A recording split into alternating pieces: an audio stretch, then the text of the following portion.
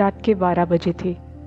नीरज और उमा अपनी नई बेहतर ज़िंदगी की उम्मीद के साथ अपने घर से भागकर गोवा की ओर निकल चुके थे। ज़ोर से बिजली कड़कड़ा रही थी, पूरा आसमान बादलों से घिरा था और अचानक बिन मौसम बरसात भी शुरू हो गई। दिन भर की शारीरिक और मानसिक थकावट के कारण दोनों ही बहुत थक चुके थे। गोवा अभी भी 8 घंटे की दूरी पर था और तभी ज़ोरों से बारिश शुरू हो गई। आगे कुछ दिखाई नहीं दे रहा था। उमा थकावट के कारण सो गई और नीरज अधखुली आंखों से गाड़ी चला रहा था। अचानक उसकी गाड़ी के सामने एक औरत खड़ी दिखाई दी और उसने ज़ोर से ब्रेक मारा। उमा भी नींद से जाग गई। जब सामने देखा तो कोई न था। उमा ने देखा उसकी बाईं ओर एक पुरानी हवेली है जिसका दरवाज़ा खुला है। उसने नीरज से कहा कि वो दोनों थक गए हैं और इसीलिए शायद उन्हें थोड़ा आराम कर लेना चाहिए। नीरज भी इस बात पर राज़ी हो गया। उसे अभी भी समझ नहीं आ रहा था कि उसने सच में रास्ते पर किसी को देखा था या नहीं। दोनों हवेली के मेन दरवाजे तक पहुंच गए। दरवाज़ा खुला था। नीरज ने आवाज़ लगाई, कोई है? सामने से कोई जवाब नहीं आया। बारिश भी थमने का नाम नहीं ले रही थी। दोनों बिना कुछ सोचे अंदर चले गए। वो हवेली अंदर से और भी डरावनी लग रही थी। उसकी शिल्पकारी देखकर लग रहा था कि वो किसी मराठा परिवार की 18वीं सदी की हवेली है। सारी चीज़ें वैसे ही सजाई हुई थी, पर उन पर मकड़ियों ने अपना जाला बना लिया था। उमा को एक कमरा दिखा। उसने कार से लाई हुई लालटेन नीरज के हाथ से ले ली और कमरे के अंदर आने का इशारा किया। थोड़ी साफ सफाई करके दोनों बिस्तर पर सो गए। उमा अपने घर छोड़कर आने के फैसले के बारे में नीरज से बातें कर रही थी। नीरज, जो हमने किया क्या वो सही था? नीरज ने उसे समझाते हुए कहा, उमा, अगर हम घर छोड़कर नहीं आते तो हम दोनों की शादी कहीं और हो जाती। क्या तुम्हें ये मंजूर होता? मैं तुम्हारे सिवा नहीं रह सकता उमा।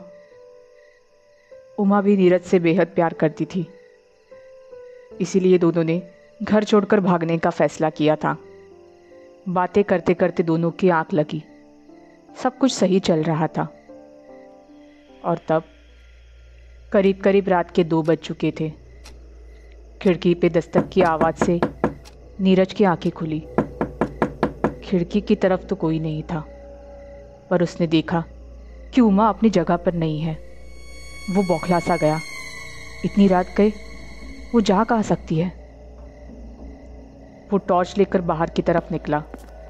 आगे की तरफ 2 कमरे दिखाई दे रहे थे। उसमें से एक कमरे में एक पुरानी तस्वीर थी जिसमें 4 मर्द और 4 औरतें थीं और उनके 2 बच्चे खड़े थे। उसमें से एक बच्चा और औरत अलग से खड़े थे जिन्होंने सफ़ेद कपड़े पहने हुए थे। उनकी आंखों में बेहद दर्द था। नीरज उस तस्वीर को पता नहीं क्यों पर बेहद बारीकी से देख रहा था। अचानक चिल्लाने की आवाज़ आई और उसके हाथ से वो तस्वीर टूट गई। नीरज उस आवाज़ की तरफ दौड़ा और देखा कि उमा नीचे बेहोश पड़ी है। उसे कुछ समझ नहीं आ रहा था। वो उमा को उठाकर कमरे में लौट गया। बहुत देर बाद उमा को होश आया। उसने कहा, मैं बाथरूम ढूंढने गई थी और मैंने उसे देखा, उस औरत को जो तस्वीर में है। वो तस्वीर उस कमरे में। नीरज, तुम पहले शांत हो जाओ।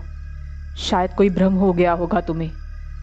वैसे भी थोड़ी देर में सुबह हो जाएगी। हमें निकलना है। बस 1 घंटे की बात है उमा, तुम सो जाओ।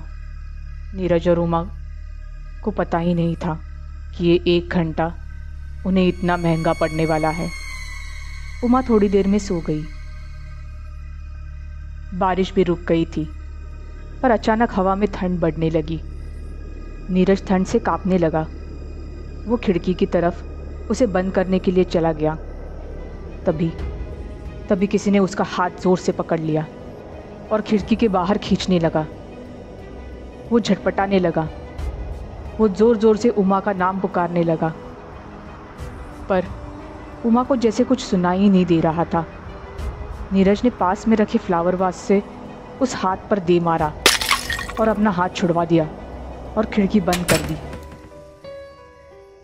पर अब जो मंजर वो देखने वाला था, उससे उसे इस हवेली में आने पर पछतावा होगा, क्योंकि उमा पंखे के ऊपर बैठकर उसे अजीब नज़रों से निहार रही थी।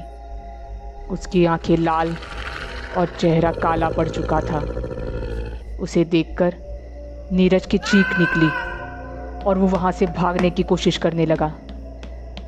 जैसे ही वो दरवाजे तक पहुँचा, वो चुड़ैल जिसने उमा को पकड़ लिया था वहाँ से गायब हो गई।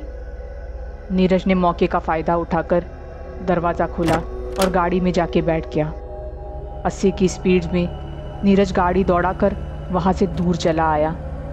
उसे उमा का ख्याल भी नहीं था।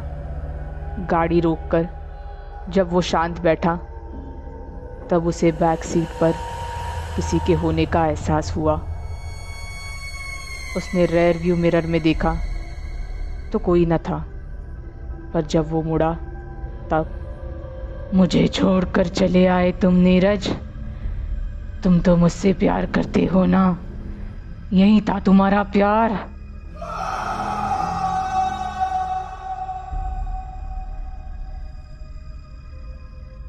दूसरे दिन नीरज और उमा की लाश अलग अलग जगह पे पाई गई।